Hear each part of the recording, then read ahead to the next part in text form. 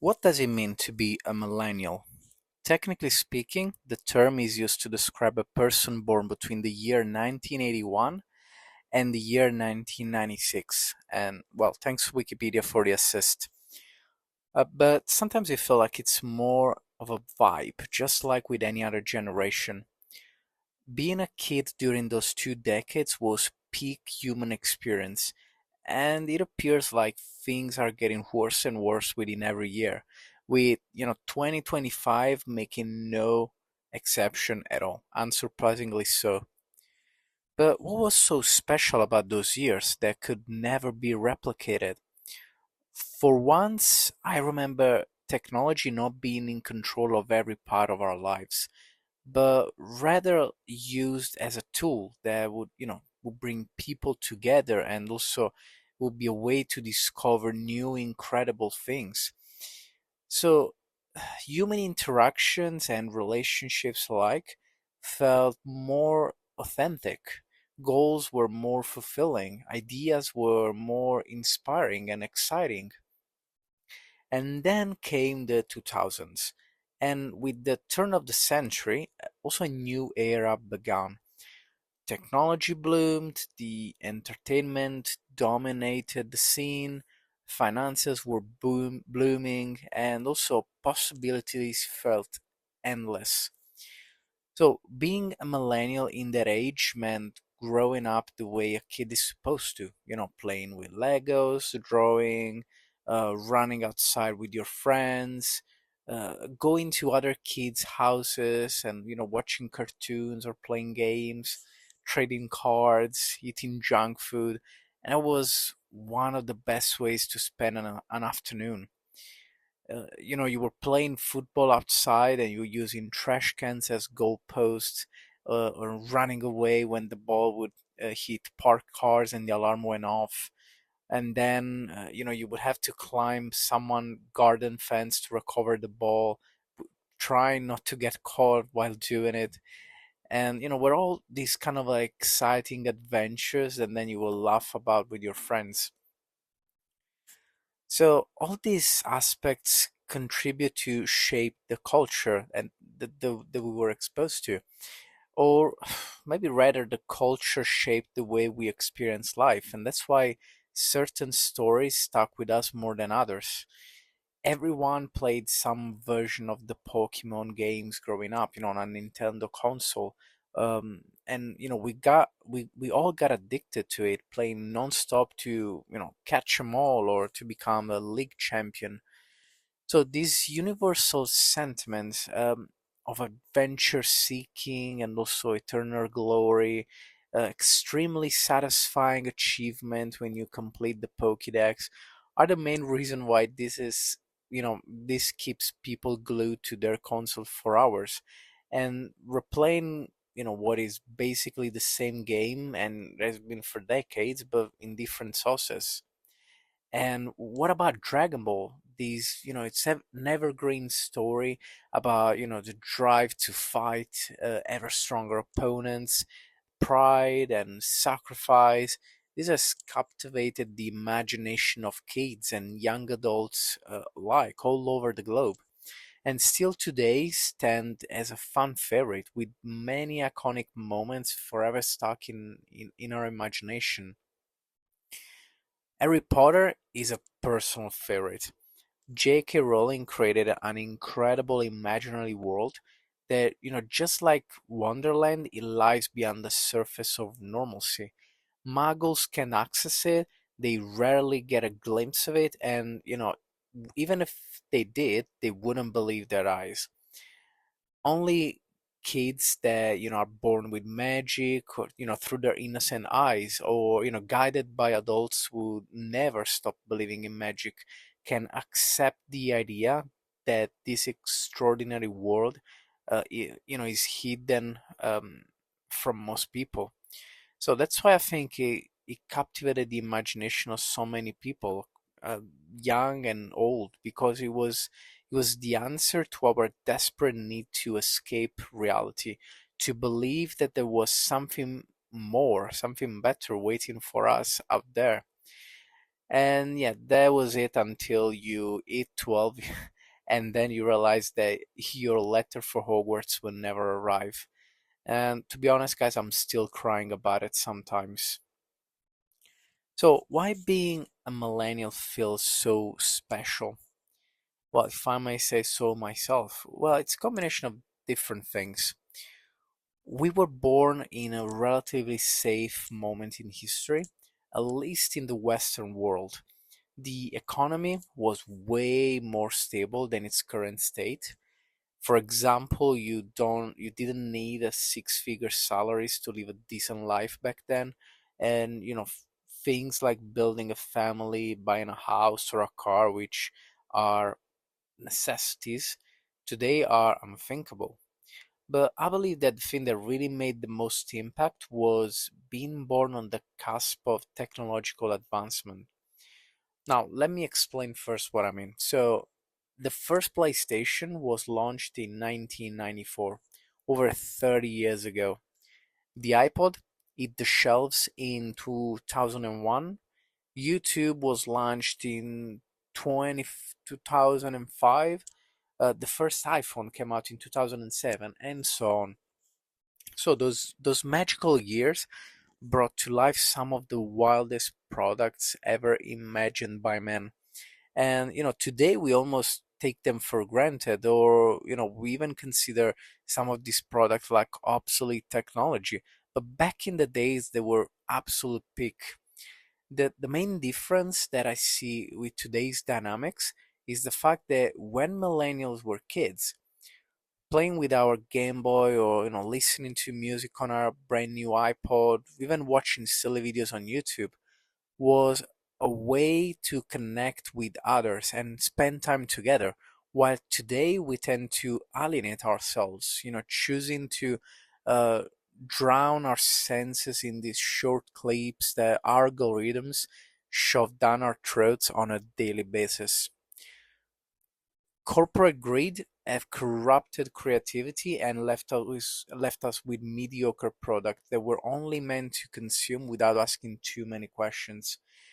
Not that before studios didn't care about money, of course they always did, but they were at least trying to release good stuff instead of the slop that we see today.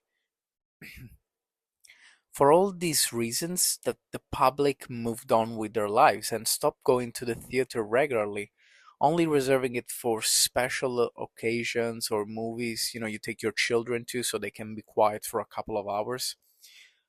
But before millennials, the cinema was one of the best places to hang out because it combines the social aspects of meeting people with, especially people with common interests, with the idea of watching a piece of art conceived by a capable director.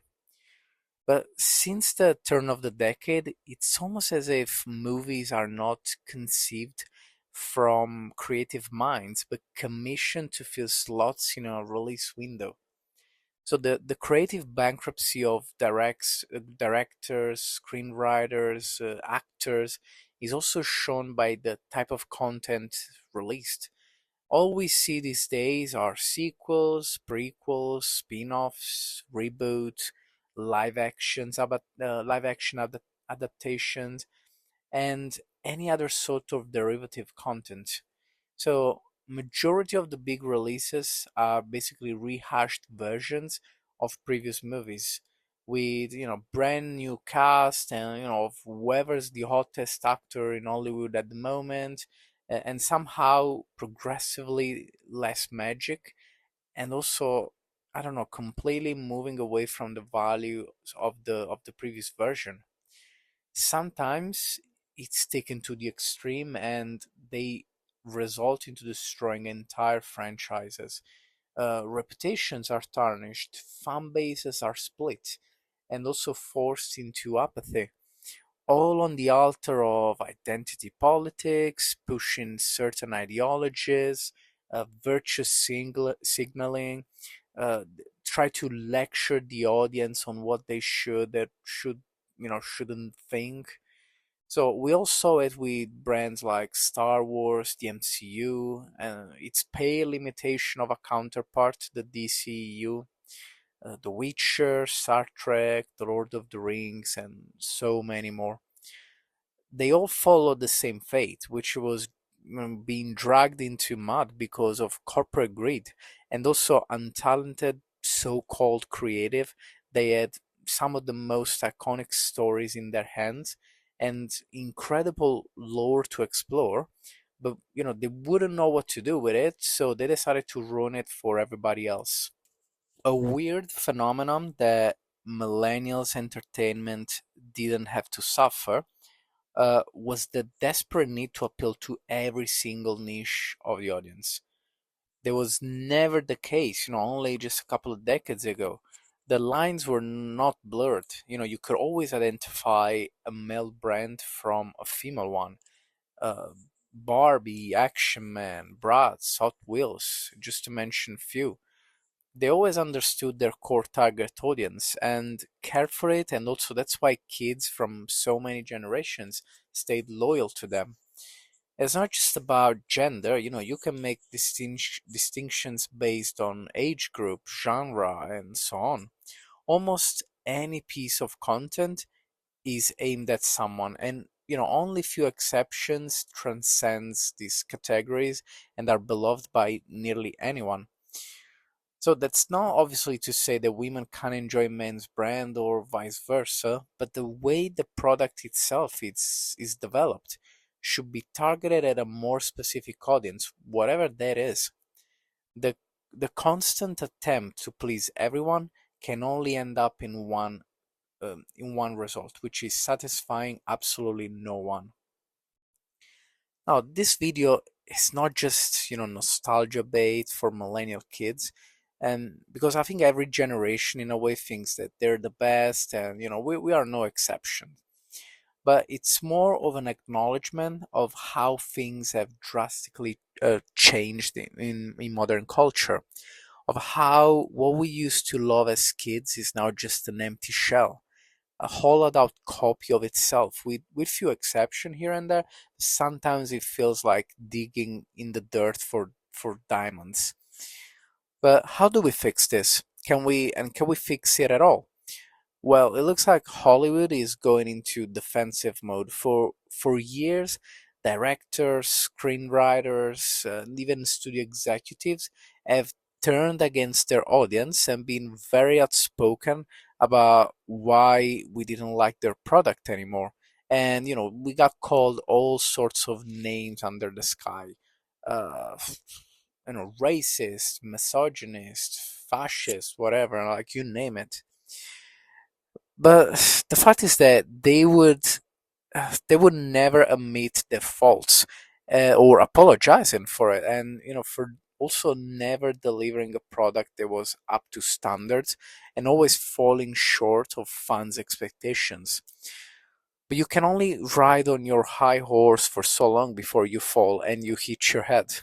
And the audience hit back with their strongest weapon, their wallet. And well, suffice to say, message received. Here's only a few of the many reasons why in 2025 Hollywood's had its worst year in decades, with even the heavy hitters falling short both on critics' review and box office grossing, and cementing the now common knowledge that no brand is safe. Even the MCU, they didn't have a single successful movie or TV show in 2025. We got Captain America 4, Thunderbolts, Fantastic Four, all failing to recapture the fans' trust and also the little goodwill, that they had left. And Disney set the bar lower than ever with Snow White and its disastrous story from conception to release, which basically encapsulate all the, I would say, all the bad tropes of modern entertainment. But I don't know. The question here is, will things go better, or are we witnessing the slow descent into oblivion of the entire entertainment industry? I think it's hard to tell just now because some things they don't necessarily disappear. Sometimes they just transform into something new. But all I know for sure is that going back to the way things were, recapturing that magic from the 90s and the early 2000s would be incredibly hard, if not impossible, but not as hard as going back into the audience's good books. So let's leave on a positive note, okay? So 2026 is looking very promising, and I'm really hyped up to see, all the movies, TV shows, and in general what the entertainment industry has in store for us. So I'll leave it to you in the comments to give your predictions for these years. And also don't forget to hit the like and subscribe, and I'll see you in the next video. Until then, bye.